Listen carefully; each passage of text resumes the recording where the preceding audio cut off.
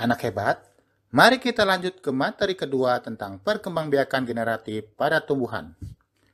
Berikut beberapa ciri perkembangbiakan generatif pada tumbuhan. 1. Perkembangbiakan generatif membutuhkan proses penyerbukan antara sel jantan dan sel betina. Yang kedua, penyerbukan adalah proses jatuhnya benang sari di kepala putik.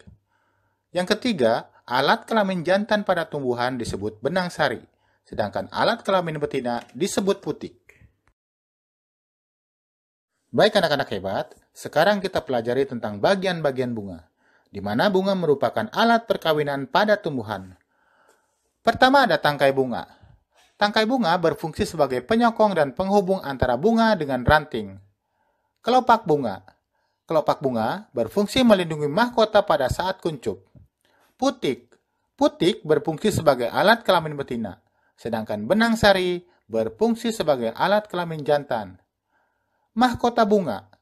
Mahkota bunga berfungsi membantu penyerbukan bunga dengan menarik perhatian para serangga agar hinggap. Seperti yang telah disampaikan sebelumnya, bahwa perkembangbiakan generatif pada tumbuhan dilakukan melalui proses penyerbukan.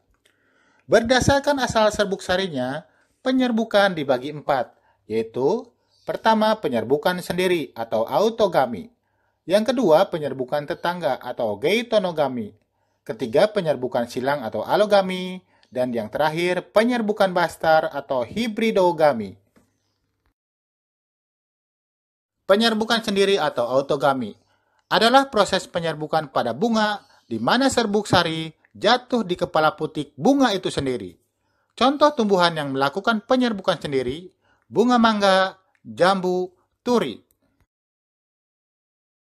Penyerbukan tetangga atau geitonogami adalah proses penyerbukan pada bunga di mana serbuk sari jatuh di kepala putik bunga lain tetapi masih dalam satu pohon yang sama.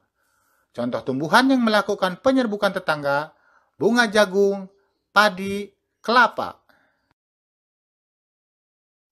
Penyerbukan silang atau alogami adalah proses penyerbukan pada bunga di mana serbuk sari jatuh di kepala putik bunga lain yang sudah berbeda pohon tetapi masih satu jenis.